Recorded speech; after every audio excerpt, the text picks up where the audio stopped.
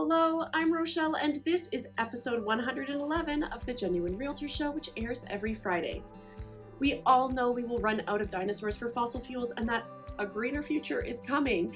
This week, we are taking a deep dive into solar panels, all the things you need to consider, and what buying or selling a home with them really looks like. Ready? Let's go. Crunchy, hippie, bohemian. These are all words used to describe me over the years, and I'm pretty sure I drove my family nuts as a teenager, but the world awakened during the shutdown, and I want to capitalize on that momentum and share some knowledge about the increasingly popular solar panels we are seeing on residential homes. Solar panels aren't new, but like all technology, it's ever evolving, and a lot of people are tossing around outdated or uninformed opinions. So let's bring some clarity to the residential solar panel discussion and questions you need to answer before you take the plunge of buying or selling a home with panels. First, you need to know, are they owned? In this case, owned is better. Owning your panels simplifies everything and makes the process of buying or selling a home so much smoother. On the flip side, rent-to-own or financed panels pose additional hurdles to a sale. In both cases, there are likely contracts, and those need to be carefully evaluated.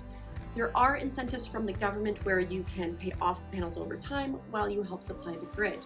Another setup is where you receive payment for the energy sent to the grid, and for some, you supply your own home and have batteries to store the unused energy. Anytime there is a contract in place, you need to ensure a buyer can assume or take over, and occasionally the sellers will need to buy out their remaining balance owing on the panels in order for the home to be transferred into the buyer's name. With so many ways to afford and implement panels, it's no wonder there's no clear yes or no answer for clients who ask, are panels worth it? There are many considerations, so having a great realtor in your corner is absolutely important. If you're in the Hamilton, Burlington, and surrounding areas, I'd love to help. If you're not, I can still connect you with a great realtor in your area, so please don't hesitate to reach out. That said, let's run through some must-ask questions when considering buying or selling a home with solar panels. Are they owned? Are the contracts assumable, and who are they with? How much time is remaining on the contract? What is the buyout cost if they are rented? Is it a microfit contract, when the energy is sent to the grid and paid directly to the homeowner? And be aware that this program is subject to HST. Is it a net metering contract, where the energy you produce is deducted from your hydro bill, which is HST exempt? What is the pay rate if you are selling the energy back to the grid? Did a structural engineer or the installation company evaluate the added weight on the roof? Did they need to reinforce any trusses in the roof? How old is the roof? If you do need a new roof, some rental contracts offer one free removal and reinstall, but that would be outlined in the contract. As someone who owns, it cost $3,400 just for the panels we had to remove and reinstall when we did the roof. Also, ask the roofing company if the panels void the warranty when you shop around. Are there any batteries? If there are, how old are they, and what is the cost of disposal at the end of their life? Where is the main shutoff switch?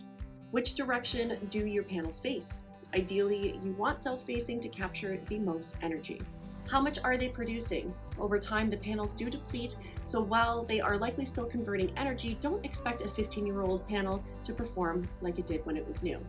How old are the panels? Typically, they have a 20-year lifespan and will then need to be evaluated. If they're still producing, awesome. If not, you'll need to decide on removal or replacement.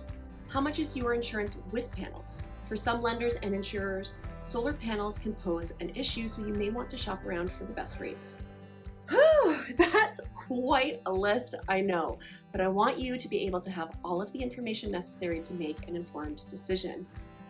The last point I want to make is that you need to find a real estate lawyer who has experience closing homes with solar panels. Some rent-to-own companies register the loan against title, and some contracts have horrible terms or unsightly buyouts.